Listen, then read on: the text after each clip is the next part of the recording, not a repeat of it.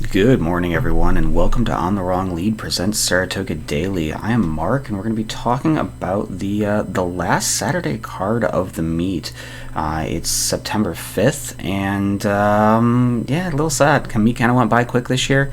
Didn't have the same feel as it normally does. Couldn't get on track, obviously, but sad to see last Saturday upon us. We still have 2 more days of racing, with Saratoga racing Sunday and Monday this week.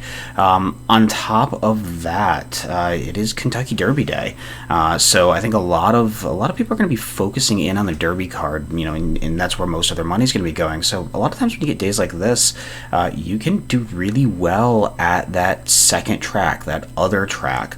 In this case, I'm going to be looking at a bunch of Saratoga because the smart money is sort of focusing in on those big days, and you can find some pretty massive overlays on occasion. So I'm also a little sad here because, one of my favorite races of the year, the Glens Falls, did not fall on a day when we're doing a live stream. So I couldn't hear Josh pronounce it, which just makes me so sad. But anyways, I wanted to cover the stakes races today, and give a couple of different plays that I plan on having on around some of the stakes. So the first one is in race 4, the Glens Falls. This is a 1 3/8 for fillies and mares. This is that sort of stair type race, and obviously the very short morning line favorite, and your most likely winner coming off from her last is my sister Nat. Ever since coming to the States, and honestly all throughout her career, she's just kind of underachieved. I think Chad Brown has her right, but I just don't trust her at all. She's got 1 win in the States, has hung a bunch of times, and gets a little shorter distance here, and she barely got it done against Mississippi and Fool's Gold last out.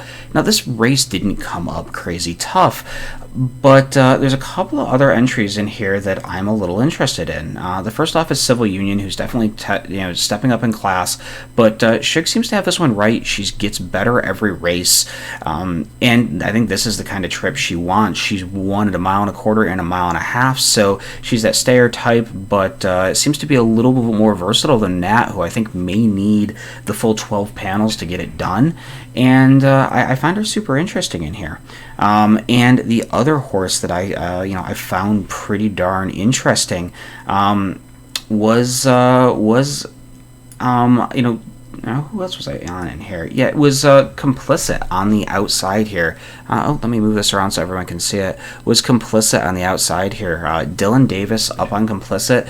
Not my favorite turf jock by any way, shape, or form, but this one is the speed of the speed on paper, and may get loose and get real comfortable on the front end here.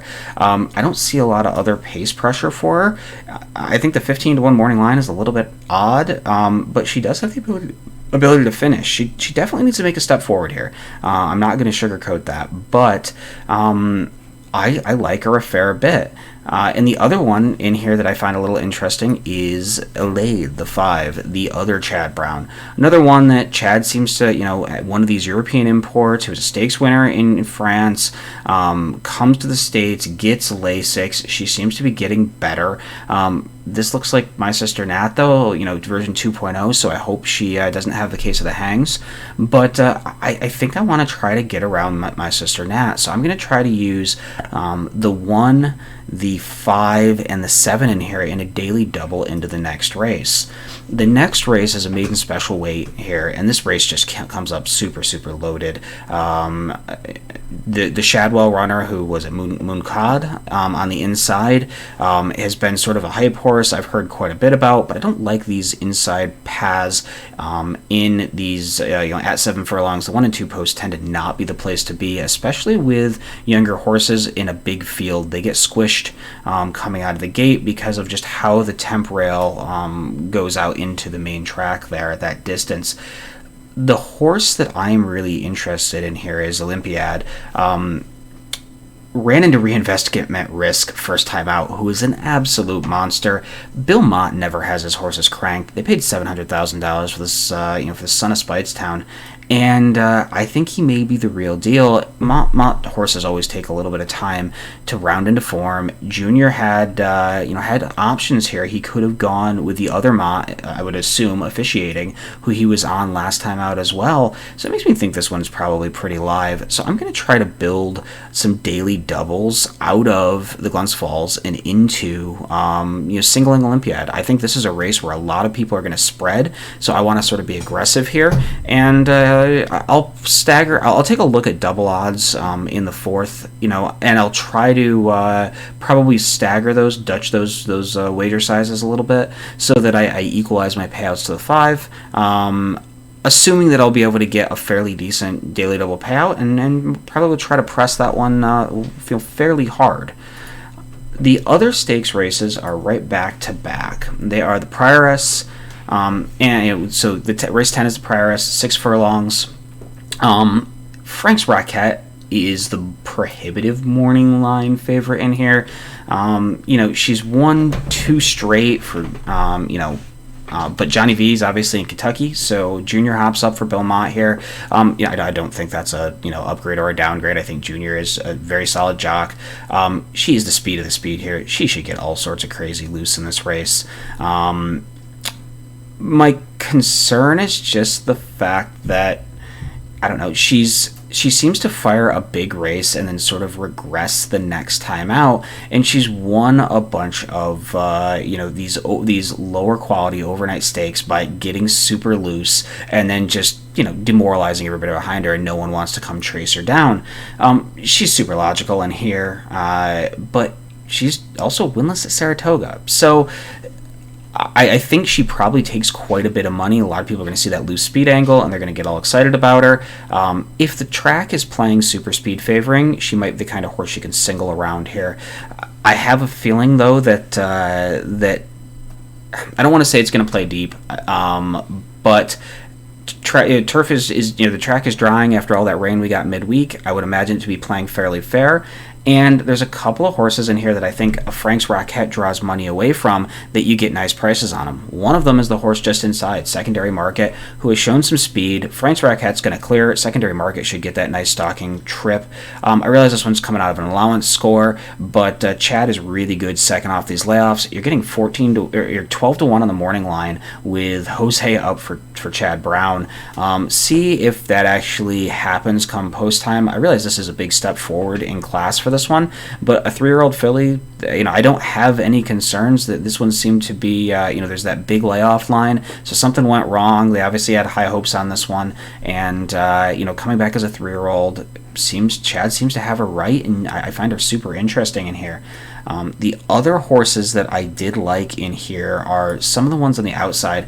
Center Isle, the other Chad Brown horse, the 7 on the outside, was third in the victory ride to Frank's Rocket, who won that race. That race was on an amazingly speed-friendly Belmont track, and she just couldn't quite get there. They basically followed each other 1, 2, 3 around the entire race.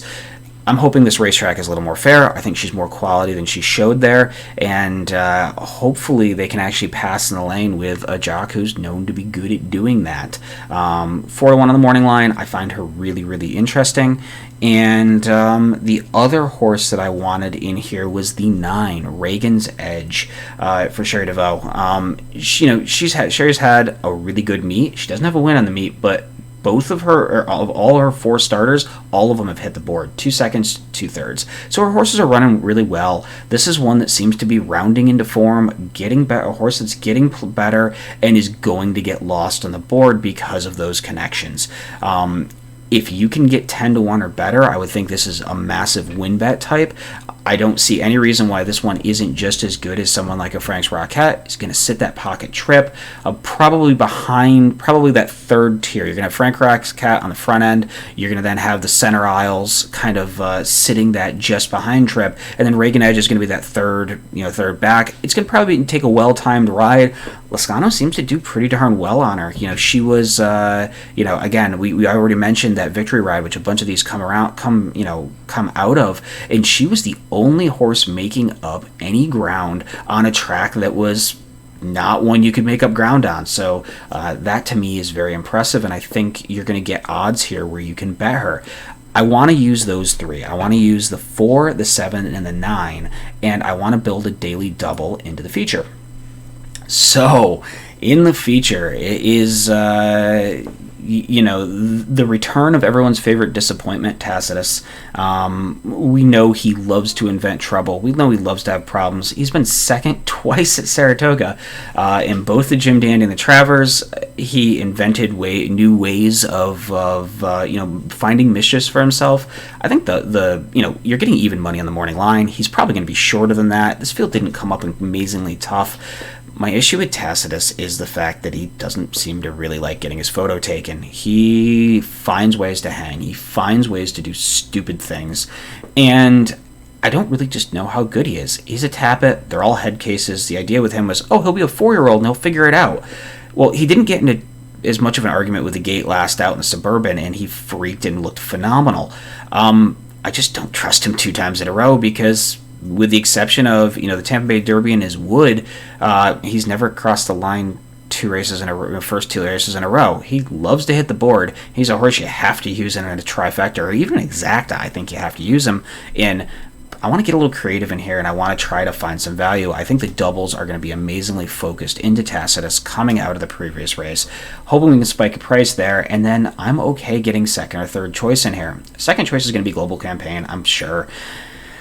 I'm waiting to hear all the flack I'm going to get out of him again. And he's 5'8" lifetime, but who's he be? And as Caleb would say, he seems to beat up on a lot of these sort of Maryland type, mid-Atlantic horses. His Monmouth Cup was just, he came back, was very game in the lane at a fairly short price. He always gets bat. He's not a horse that I'm super excited about, but I think in that double I'm playing where I'm looking to catch a price, I think you're going to get much more than the implied difference. So if you look at Tacitus, he's even money. And then you're seeing Global Campaign, it should be theoretically 2.5 times, 5-2, so he's roughly 2.5 times the odds. I'm going to bet you that the double payouts will be more like 5 or 6 times the odds of Global Campaign versus Tacitus. So again, I will probably be Dutching in here into sort of some of the outside horses. I like Global Campaign in here. It's going to be forwardly placed. Tacitus may invent that just perfect stalking trip that is what worked for him in the Suburban, but I'm gambling on him doing something stupid. The other 2 I want in here at a little bit probably bigger prices are the 2 outside horses, Spinoff and Prioritize. Spinoff is the winner of the Aladar. He's 2 for 3 across the track, so he's sort of your horse for course angle horse. Todd and Arad have been great. Again, I think this 1.125 1.25 type trip here is what it hits him right square between the eyes. His Sunday Silence was great. They tried to shorten him up in an optional 80. He did not run well, and then they've stretched him back out in the Aladar, and he ran great. So I think this is the distance. It's a class test. We all know that. And he was class tested last summer and was not as good. But we know with the likes of Avino Rosso, as some of these get older, they get a lot better. And I think, he's the kind that can get better once again. And the other horse I like a little is Prioritize. Again, that same type. 1 for 1 at Saratoga. Last race out was the best race he'd ever run, but it's not like he freaked. He's just slowly getting better. Ran a 99 by our speed fig there. He doesn't really have to run much more than that to be a real major player in here. He runs, 100, 101, 102 kind of a race. He's a player here. He's that real late horse. I'm hoping that Tacitus goes full head case here. I guess my put him into the winner's circle as if Tacitus gets a little head casey, which he likes to do, and presses the likes of Moretti and Global Campaign, and even Spinoff. If a couple of those hook up and they go a little fast on the front end, and this falls apart, prioritize your horse to pick up the pieces, and I don't think that's far enough out of question. Obviously, my doubles into Prioritize are going to be much smaller than my doubles into Global Campaign or Spinoff, and of the 3, I like Spinoff the most. But I think you can get around Tacitus, and I guess my thing is you're going to get 2 even money favorites in these, in the Glens Falls and here in the Woodward, and I think both of them are going to be inherently overbet on the board. I think the chances of them both winning is probably fairly slim. The chances of at least one of the two of them losing is, let's say, 50-50. So if you play both of those doubles, you're probably going to get 4 times the odds getting around the favorite for a coin flip option. It's a long-term ROI positive strategy. So I will put my rough daily doubles in the description of this video. I will probably, and then hop on Discord and ping me right before the races, and I can tell you what my actual wager sizes are. I'm going to Dutch these, and I can't really Dutch, and by the way, Dutch is just normalizing the payout based on the wager size. So I will alter the wager sizes on all these doubles to equalize the payouts, and I can't really Dutch until I can see pools. So hop on Discord, and I can show you, what I'm thinking and what my wager sizes are going to be. If you like this type of content, like and subscribe. It means a lot to us. And good luck at the races. Good luck at the Derby today. I'm sure most people watching this are going to be focusing most of their attention there. But don't forget, Saratoga has some pretty good races, and it should be a stellar weekend.